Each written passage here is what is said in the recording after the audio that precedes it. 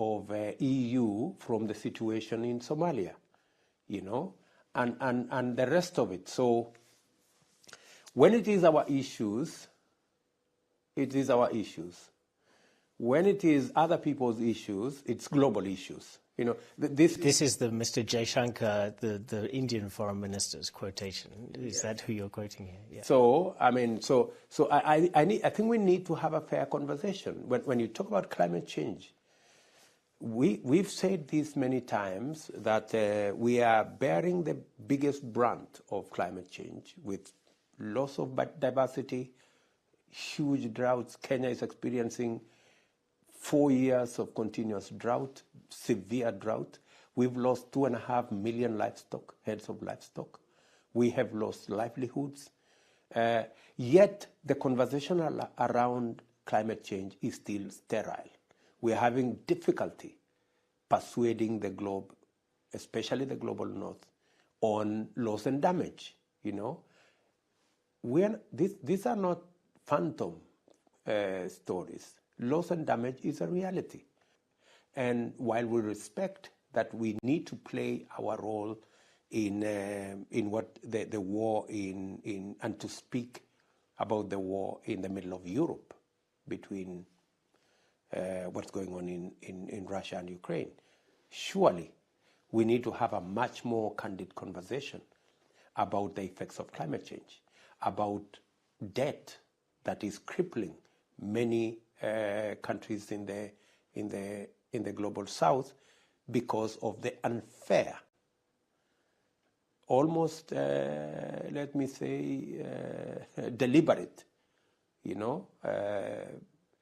international financial system that is rigged against the global south, where we pay 50 times more interest to access development resources than our compatriots, because we are priced out of resources by risk. Everybody believes investing, putting your resources in the global south is risky. So we end up paying inordinate. And that's the conversation we need to have. And hopefully we will be able to push this conversation to the center of global debate on how do we move into the future. We are facing, as humanity, not as the global south, we are facing as humanity an existential threat because of the effects of 400 years of exploiting fossil fuels recklessly. The African continent is coming with a solution, stopping financing fossil fuel exploration and exploitation. It's not a matter of when, it's not a matter of if, it's a matter of when, because it has to stop. Otherwise, this globe is going to burn with all of us in there. Let me give you an example. We're discussing drought today in Kenya. The president of Germany was telling me about drought in Germany. So climate change has no boundaries. There is no climate change for the global south. There is no climate change for the global north. And those of us from the global south are saying, we are coming to the table with our assets. We have the largest resources of renewable energy. We have the largest natural resources. We have the largest, maybe 65% of the world's arable uncultivated land. We have the largest population, young, energetic, innovative. These are resources that we are coming to the table and saying, we need to have a conversation about how do we access development financing? How do we access fair, consideration? How do we de-risk investments in these resources so that we can use renewable green energy to drive the development of the world going into the future? Not the development of Africa alone, not the development of the global south. Let me say this with absolute clarity. We are at a crossroads. Either we choose to continue the exploitation of fossil fuels and we accelerate ourselves to climate hell, or we finance the renewable green energy in the global south and save the world. Now, you're here in Germany partly trying to drum up investment into Kenya. So tell us a little bit about your thinking on that. I mean, China has been a very important investor in Kenya and also in the wider region in recent years, pouring in money. Are you now trying to kind of diversify your sources of investment? Do you think that Kenya has become, for example, a bit too dependent on money coming in from China? Well, we're here because we have a 60-year-old relationship with Germany. It's always been there, and we have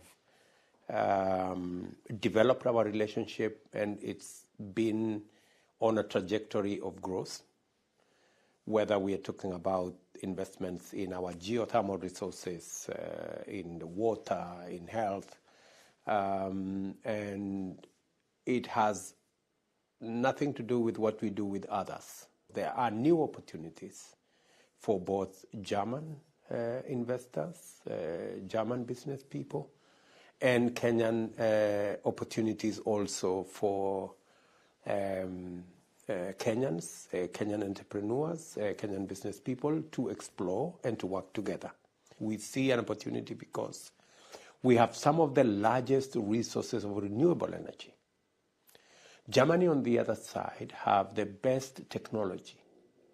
Combining these two opportunities from the renewable assets that we have and the German technology that exists here, with investment, we can create a win-win outcome. Not just on that, on education as well. There is need for synergy between curriculum in Kenyan technical training colleges with their German counterparts, because labor is becoming a very fluid resource. This country requires 250,000 people to work. Kenya can actually offer, because we can synergize the training, the skills, the competencies that can be made available to this country. We are looking at opportunities for sustainable agriculture. You may want to know that Kenya is actually a tech hub in the continent. We have some of the best creative, innovative human capital anywhere in the world. Again, there is opportunity there as we present Kenya as a destination and a hub for access to ACFTA, that's the Africa Continental Free Trade Area, which comes with 1.4 billion people, an economy of $3.4 trillion, and the youngest population in the globe. A quarter of the world's population will be living in the African continent by 2050. So there is sufficient reason for Germany and Kenya to work together, because the opportunities available are tremendous. Now, I'd like to turn to the situation in Kenya at the moment, because also connected with the war, there's a cost of living crisis being experienced in many, many countries. Kenya is pretty badly hit, and people are angry. There are big protests. Police have been firing tear gas today. What are you doing to calm the situation?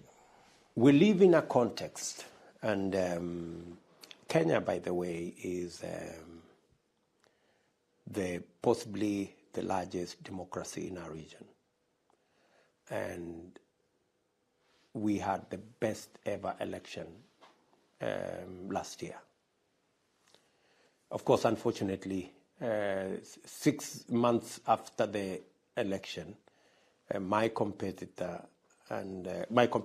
let me say, decided to pick up and say that to want to challenge the election, not in a court of law, not in any known jurisdiction, but to challenge my election on the streets with demonstrations.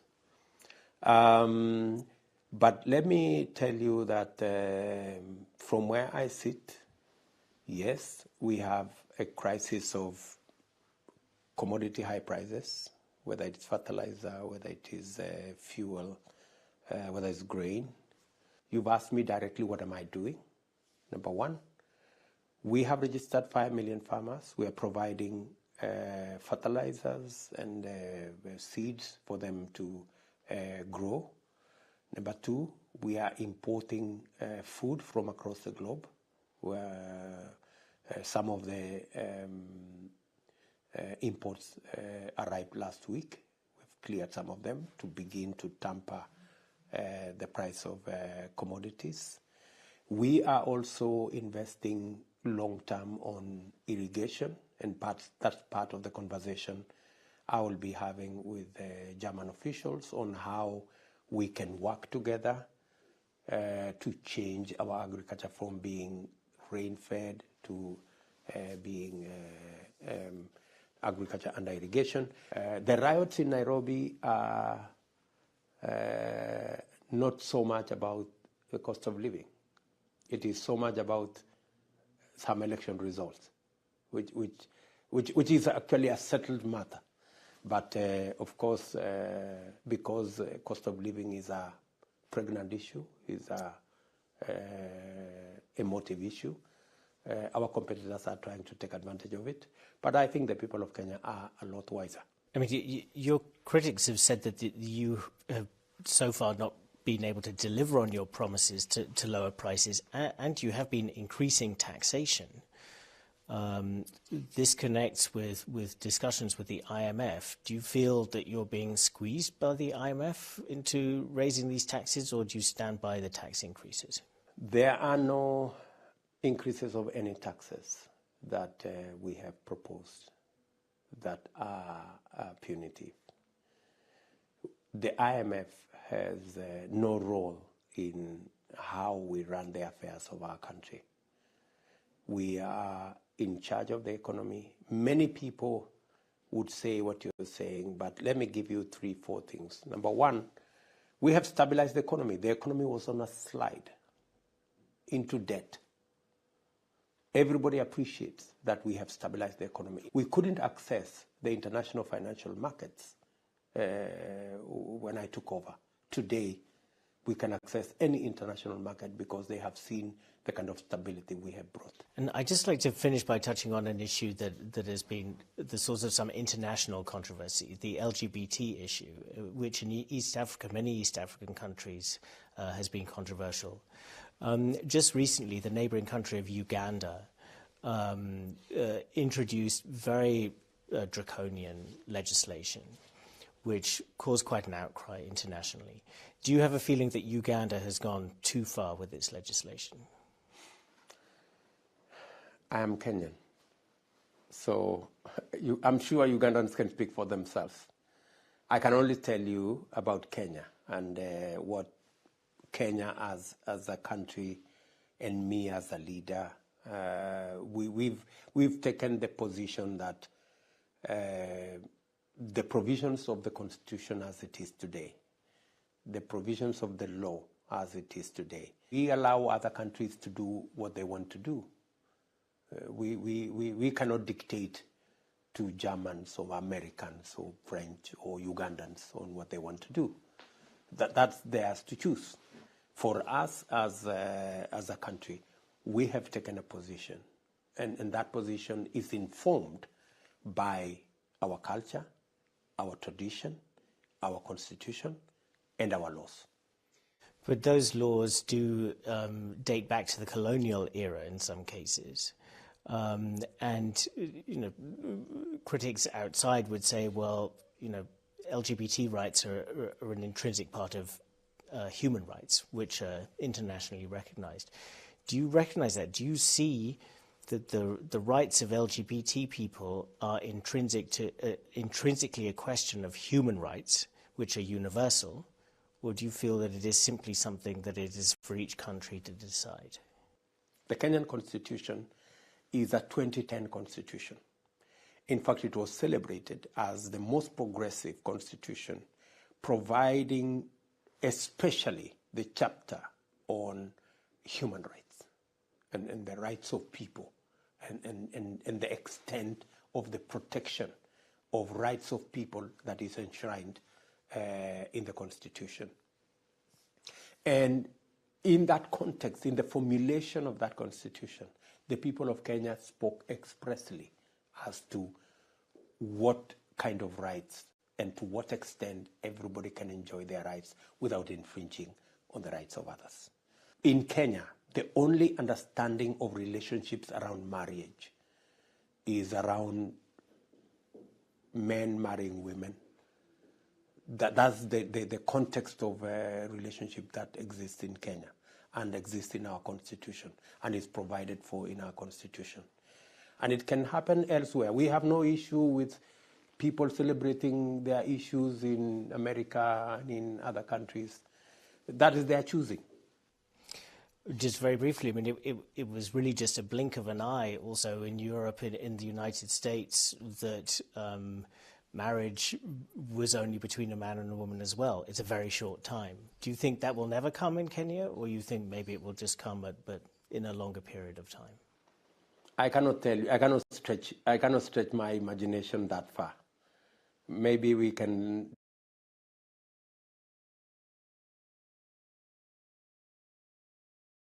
Free means, although you are living, but you are dead. You are dead, although you appear to be alive. Free.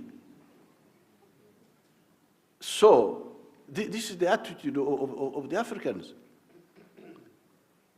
And that's why we have preserved our society. Through all these troubles, through slave trade, through what, you find our population was able to survive and thrive. For instance, many of our clans are exogamous. Exogamous means you don't marry within your clan. You marry outside. In other parts of the world, I hear that they are endogamous. Endogamous means they marry within their clans. Now here, if you do that, you'll be cast out.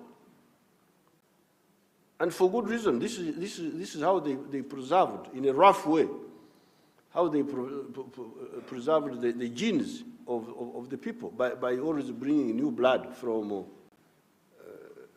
the other clans. So, if somebody comes to attack this, why should they welcome him? Why should they welcome him? That's the main reason.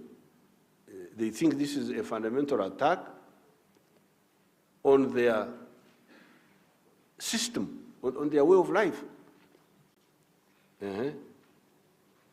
And after they have now woken up, these pharaohs have now woken up these Ugandans. They have woken them up, which in a way is good. Now, because I had told these MPs and Right Honorable Kadaga that please hold on, let's study this, because I had not had time to study it. Busy with the roads, with the electricity, with the defense. I had not had time to study it. They had brought it earlier, just like the other one of women. You remember the one where the women wanted to take the properties of men and all that? You remember that one? The marriage and divorce bill.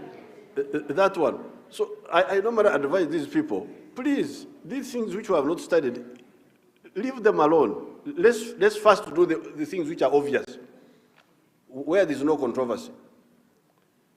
But these pharaohs just brought it.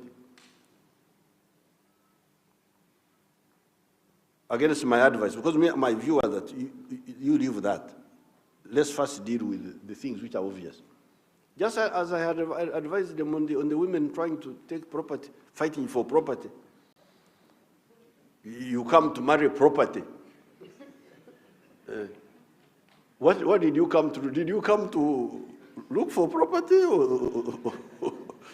You know, Matembe and her group had brought it many years ago. And because me, I'm a busy man, we have got so much work to do. I say, please, that they didn't want bride price.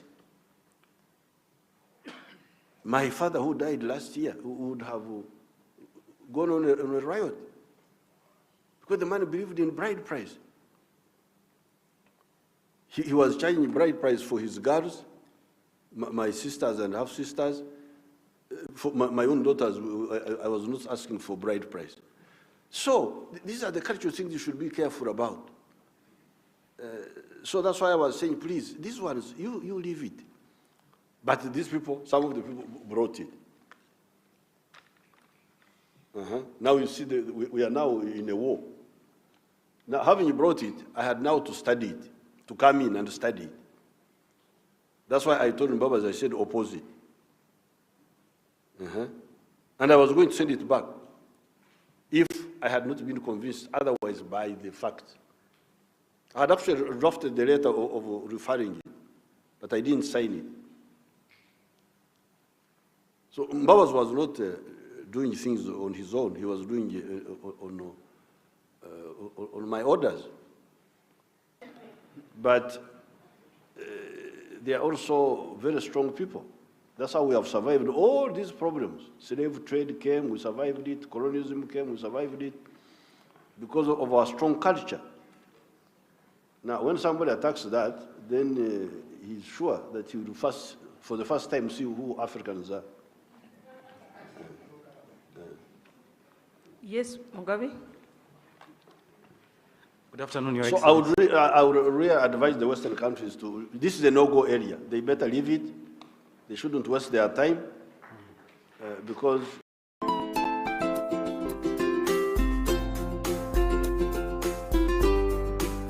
pushing the vehicle. That's what I didn't like, because I was sure that this is such a big issue. Now you see how big it is. You see how big it is. It has now put us in collision with the Western system. I don't mind being in collision, but I need to be prepared to be in that collision. So those who are in the habit of not listening, of not being advised, when somebody who knows a bit more than you says, hold on, let's study this, and then you don't listen, you're also part of the problem. We had the same problem with the women's bill, the other one of when the women were fighting for property. Now you can see this is now a big war. I don't mind the war, but we should have been prepared right from the beginning. We should have been prepared. Because like now, I had to check the figures with Rugunda here. The Americans are giving us $450 million each year